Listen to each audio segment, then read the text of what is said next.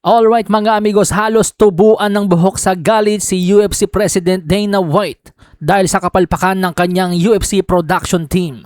Tila hindi kasi kilala ng production team ang mga celebrities mga amigos. Tulad nito si Anthony Kiedis ng Red Hot Chili Peppers. Hindi nila nalagyan ng pangalan.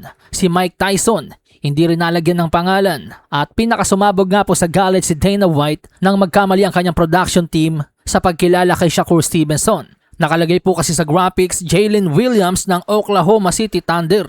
Dati na rin nabastos si Terence Crawford sa UFC kung saan Kendrick Lamar naman po ang nailagay sa kanya, isang hip-hop artist. Dahil sa kapalpakan nga po ng UFC production team, pinagalitan nito ni Dana White sa backstage. Sinabing limpak-limpak na salapi ang ibinabayad niya kay Shakur Stevenson para bastusin ng ganon. UFC na daw ang pinaka-worst pagdating sa mga pagkilala sa mga celebrities.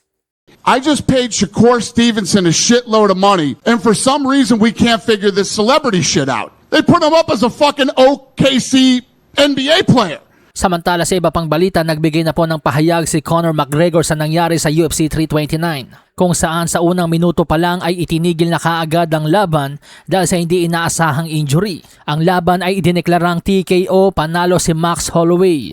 Pero nilinaw po ni Conor McGregor na wala po siyang iniindang kahit anong injury bago ang laban. Sa madaling sabi, sinasabi niyang maganda ang kanyang kondisyon bago ang laban. Kaya't maging siya ay nagtataka na nagtamo siya ng injury out of nowhere.